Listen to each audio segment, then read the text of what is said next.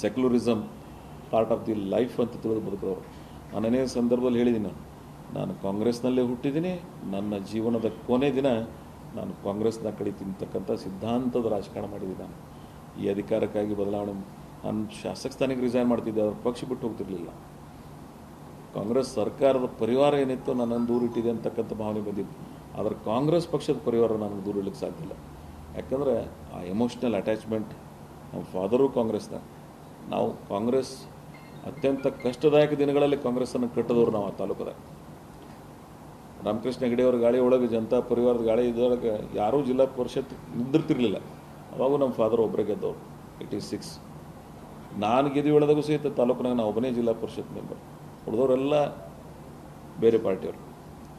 ಆಮೇಲೆ 3-4 ಸಲ 94, 99, 2008 ಕಾಂಗ್ರೆಸ್ ಇರಲಿಲ್ಲ ಅಲ್ಲಿ. 20 ವರ್ಷಗಳ ನಂತರ ನಾನು ಅದನ್ನು ಕಟ್ಟಿದ್ದೀನಿ, ಬೆಳೆಸಿದ್ದೀನಿ. ಭಾವನಾತ್ಮಕ ಸಂಬಂಧದ ನನಗೆ. ಸೊ ಅದಕ್ಕಾಗಿ ಆ ಜನಸಮೂಹ, ಈ ಸೆಕ್ಯುಲರಿಸಮ್, ಈ ಐಡಿಯಾಲಜಿ ಒಂದು ಸಣ್ಣ ಸ್ಥಾನಕ್ಕಾಗಿ ನಾನು ಇದನ್ನು ನಾರ್ಮಲ್ ಇದ್ರೆ ಏನಾಗಲಿಲ್ಲ. ಅವರು ಮಾತು ಕೊಟ್ಟಿದ್ದಾರೆ ಅನ್ನೋ ಸಂಬಂಧ.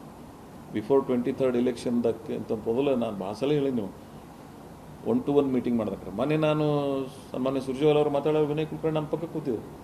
ಅವ್ರಿಗೆ ಕೇಳಿದಾನೆ, ಒಂದು ಕರೆ ಹೇಳ್ಬಿಡ್ರಿ, ನೀವು ನನಗೇನು ಮಾಡೋದು ಬೇಡ, ಮಾತು ಕೊಟ್ಟಿರು ಇಲ್ಲ. Yes we have given.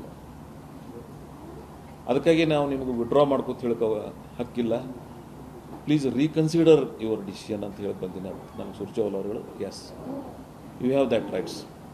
ಯಾಕಂದ್ರೆ ನಾವೆಲ್ಲ ಫ್ಯಾಮಿಲಿ ಇದ್ದೀವಿ, ಒಪ್ಕೋಬೇಕಾಗ್ತದೆ. ಯಾಕಂದರೆ ಕೆಲವು ಅವರು ನನಗೆ ಸರ್ಕಮ್ಟನ್ಸ್ ಬಗ್ಗೆ ಹೇಳಿದರು, ಏನಾಯಿತು ಏನಾಗಲಿಲ್ಲ. ಅವ್ರು ಬಂದು ನನಗೆ ವಿವರಣೆ ಕೊಟ್ಬಿಡಕ್ಕೆ ಸ್ವಲ್ಪ ಮಟ್ಟಿಗೆ ಸಮಾಧಾನ ಆಯ್ತು ನನಗೆ. ಯಾಕಂತ ಕೇಳಿದ್ರೆ ಪರಿಸ್ಥಿತಿಗಳನ್ನು ಏನಾಯಿತು, ಏನಾಗಬೇಕಾಗಿತ್ತು, ಸನ್ನಿವೇಶಗಳನ್ನು ಅನೇಕ ಜನ ಹಿರಿಯರಿಗೆ ಅವಕಾಶ ಆಗಿರಲಿಲ್ಲ. ಇವತ್ತು ಆರ್ ವಿ ದೇಶಪಾಂಡೆ ಅವರಾಗಿರ್ಬೋದು, ಎಚ್ ಕೆ ಪಾಟೀಲ್ರಂಥವರಾಗಿರ್ಬೋದು, ಯುವ ನಾಯಕತ್ವದಾಗ ಅನೇಕ ಹಿರಿಯರು, ಅನೇಕ ಯೋಗಿತಾವನರು, ಶರತ್ ಬಚ್ಚೇಗೌಡರಂಥವ್ರಿಗೆ ಆಗಲಿಲ್ಲ. ಯುವ ಉತ್ಸಾಹಿಗಳು ಇನ್ನೂ ಭಾಳ ಜನ ವಿಮುಖರಾಗಿದ್ದಾರೆ. ಆದ್ರೆ ನಂದು ಒಂದು ರಿಕ್ವೆಸ್ಟ್ ಅದ ನಮ್ಮ ಪಕ್ಷದ ನಾಯಕರಿಗೆ, ಈ 2 ತಿಂಗಳ ಏನು ನೀವು ಪ್ರೊಲಾಂಗ್ ಮಾಡ್ತೀರಿ, ಆಗಬೇಕಂತಕ್ಕಂಥ ತುಡಿತ ಏನು ಹೆಚ್ಚಿಗೆ ಆಗ್ತದೆ, ಕೊನೆಗೆ ನಿರಾಶೆ ಆಗ್ತದೆ. ಇವತ್ತು ನಾವೇನು ರಾಜ್ಯದಾಗ ನೋಡ್ತಾ ಇದ್ದೀವಿ, ಒಂದು ಡಿಸಿಷನ್ ಮಾಡಿಬಿಡೋದು. ಫ್ರಮ್ ಫಸ್ಟ್ ಟೈಮ್ ನೀವು ಮಾಡುವಾಗ 14 ಮಂದಿದ್ದು ಮಾಡಿದ್ರಿ, ಅವಾಗ ಒಂದು ವಾರದೊಳಗೆ ನೀವು 4 ದಿನದಾಗ ಇದನ್ನು ಮಾಡಿದ್ರಿ ಅಂದ್ರೆ ಈ ಪರಿಸ್ಥಿತಿ ಬರ್ತಿರ್ಲಿಲ್ಲ. ಯಾಕಂದ್ರೆ ನಾವು ಆಲ್ ಸೀಸನ್ ಪೊಲಿಟಿಷಿಯನ್ಸ್, ಎಲ್ಲರಿಗೂ ಮಾಡ್ಲಿಕ್ಕಾಗೋದಿಲ್ಲ ಪಕ್ಷ. ನಾವ್ಯಾವ ಜಗತ್ತಿದ್ರೆ ಮಾಡ್ಲಿಕ್ಕಾಗುತ್ತೆ ಎಲ್ಲರಿಗೂ ಸಮ. ಸೊ ಆ ತಿಳುವಳಿಕೆ ಅದ, ಸಾಮಾನ್ಯ ಜ್ಞಾನ ಅದ ನಮಗೆಲ್ಲರಿಗೆ. ಕಾಸ್ಟ್ ಇಕ್ವೇಷನ್ಸ್ ಇರ್ತದೆ, ರೀಜ್ನಲ್ ಬ್ಯಾಲೆನ್ಸ್ ಮಾಡಬೇಕಾಗ್ತದೆ. ಆ ಸೂಕ್ಷ್ಮತೆ ಅರಿವು ಇರಲಾರ್ದಂಥವ್ರು ಅದ್ಯಾವ ಪರಿಪೂರ್ಣ ರಾಜಕಾರಣ. But you must justify as early as possible. In ಫ್ಯೂಚರ್ದಾಗಾದರೂ ಒಂದೊಂದು ರಿಕ್ವೆಸ್ಟ್, ನೀವು ಯಾರಿಗಾರೇ ಮಾಡಿರಿ, ಆದರೆ ಇಂಥ ಡಿಸಿಷನ್ಸನ್ನು ಪ್ರೊಲಾಂಗ್ ಮಾಡೋದ್ರಿಂದ ಕೆಲವು ಜನರ ಮನಸ್ಸಿಗೆ ಗಾಯ. ಆಮೇಲೆ ನೀವೆಲ್ಲ ನಮಗೆಲ್ಲ ಹಿಂದಿನ 31st ಫ್ರೈಡೇ 5 ಗಂಟೆಯಿಂದ 8:30 ಗಂಟೆವರೆಗೆ ಒಂದು ಮೀಟಿಂಗ್ ಆಗಿದೆ. ಅಷ್ಟು ಎಲ್ಲ ನಾಯಕರು ಒಳಗೊಂಡು ಅವತ್ತು ಫೈನಲ್ ಮಾಡಿ ಸಂಜೆ ಮುಂದೆ ನಮಗೊಂದು ಇಂಟಿಮೇಷನ್ ಕೊಟ್ಟು, ನೀವು ನೆಕ್ಸ್ಟ್ ಫೈನಲ್ ಮೀಟಿಂಗ್ದಾಗ ಡ್ರಾಪ್ ಮಾಡಿದ್ರಿ ಅಂದ್ರೆ ಏನಾಗ್ತದೆ, ಅಥವಾ ನನ್ನ ಜಾಗದಾಗ ನೀವಿದ್ರೆ ಏನಾಗ್ತಿತ್ತು ನಾನು ಕೇಳಿದವ್ರಿಗೆ. ಹಂಗೆ ಮಾಡ್ಲಿಕ್ಕೆ ಹೋಗಬೇಡಿ. ಡಿಸಿಷನ್ಸ್ ಮಾಡೋದು ಒಂದೇ ಫೈನಲ್ ಡಿಸಿಷನ್ ಮಾಡಿಬಿಡಿ. 4 ಮೀಟಿಂಗ್ ಮಾಡೋದು, ಒಂದು ಮೀಟಿಂಗ್ನ ಫೈನಲ್ ಮಾಡೋದು, ಇನ್ನೊಂದು ಮೀಟಿಂಗ್ನ ಡ್ರಾಪ್ ಮಾಡೋದು, ಡೋಂಟ್ ಡೂ ಲೈಕ್ ದ್ಯಾಟ್.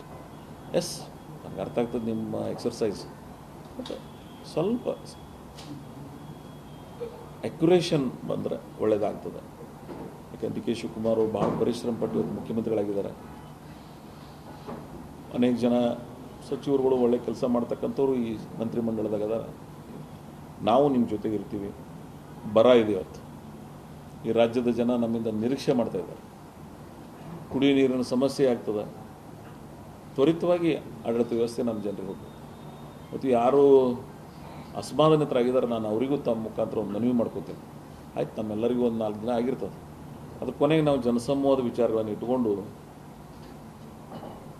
ನಾಗರಿಕ ಸಮಾಜದ ಭಾವನೆಗಳಿಗೆ ಸ್ಪಂದಿಸಬೇಕಾಗ್ತದೆ. ನಾನು ಯಾಕೆ ಇಷ್ಟು ಆ್ಯಸ್ ಅರ್ಲಿ ಆ್ಯಸ್ ಪಾಸಿಬಲ್ 3ನೇ ದಿನಕ್ಕೆ ಈ ಡಿಸಿಷನ್ ತೊಗೊಂಡೆ ಅಂದರೆ, ಈ ಪ್ರೊಲಾಂಗ್ ಮಾಡಿದೆವು ಅಂದರೆ ಜನಸಮೂಹದ ಮೇಲೆ ಸಾರ್ವಜನಿಕರ ಭಾವನೆಗಳ ಜೊತೆಗೆ ವ್ಯತಿರಿಕ್ತವಾಗಿ ನಡ್ಕೊಂಡಂಗೆ ಆಗ್ತದೆ. ಇರ್ಬೋದು ನಮ್ಮ ಭಾವನಾತ್ಮಕ 1 ದಿವಸ 2 ದಿವಸ ನಮ್ಮ ಮನೆಗೆ ಯಾರಿಗೇನ್ರಿ ನೋವು ಅದಕ್ಕೆ 2 ದಿನ 3 ದಿನ ಇರ್ತದೆ. ಅದ್ರ ಕೊನೆಗೆ ಮರಿಬೇಕಾಗ್ತದೆ. ಆ ಮರು ಅನ್ನುವಂತಕ್ಕಂಥ 3 ಅಕ್ಷರದಿಂದನೇ ಈ ಬದುಕದ. Let us hope for next ಒಳ್ಳೆಯದಂತ ಬದುಕಬೇಕಾಗ್ತದೆ. ಸೊ ಅದಕ್ಕಾಗಿ ನಾನು ಸರ್ಕಾರ ಭಾಳ ಇಫೆಕ್ಟಿವ್ ಆಗಿ ಕೆಲಸ ಮಾಡಲಿ. ಬರದ ಛಾಯೆಯಲ್ಲಿರ್ತಕ್ಕಂಥ ಪ್ರದೇಶಕ್ಕೆ ಸುದೈವಶಾತ್ ನಮಗೆ ಒಂದು ಯಾವುದೋ ಜನ್ಮದ ಪುಣ್ಯ ಅಂತ ನಾನು ಭಾವಿಸಿದ್ದೀನಿ. ವೆಸ್ಟರ್ನ್ ಘಾಟದಾಗ ಮಳೆ ಆಗಿ ಇವತ್ತು ಕೃಷ್ಣೆ ತುಂಬಿ ಇವತ್ತು ಓವರ್ಫ್ಲೋ ಆಗಿದೆ. ನಮ್ಮ ಭೀಮಾ ಓವರ್ಫ್ಲೋ ಆಗಿದೆ. ಅನೇಕ ನದಿಗಳು ಇವತ್ತು ಕಾವೇರಿ ಇಶ್ಯೂ ಅಂತ ದೊಡ್ಡ ಸಮಸ್ಯೆ ಇತ್ತು. ಕೊನೆಗೆ ಪರಿಹಾರ ಮಾಡೋದು ನಿಸರ್ಗ. ಆ ಕ್ಯಾಚ್ಮೆಂಟ್ ಏರಿಯಾದಾಗ ಏನು ಮಳೆ ಆಯಿತು, ಆ ಜನರ ಏನೋ ಕೇಂದ್ರದ ಸಮಿತಿಯವರು ಏನು ನಿರ್ಣಯ ಮಾಡಿದರು, ಅದಕ್ಕಿಂತ ಹೆಚ್ಚಿಗೆ ನೀರು ತಾನಾಗಿಯೇ ನ್ಯಾಚುರಲ್ ಫ್ಲೋ ಆಯಿತು. ಸೊ ನಿಸರ್ಗದ ಸಹಾಯ ಇಲ್ಲದೇ ಯಾವುದೇ ಸರ್ಕಾರಗಳು ನಡೆಸಲಿಕ್ಕಾಗೋದಿಲ್ಲ. ಕೊನೆಗೆ ನಿಸರ್ಗನೂ ಸ್ವಲ್ಪ ಸಹಾಯ ಮಾಡಿದೆ.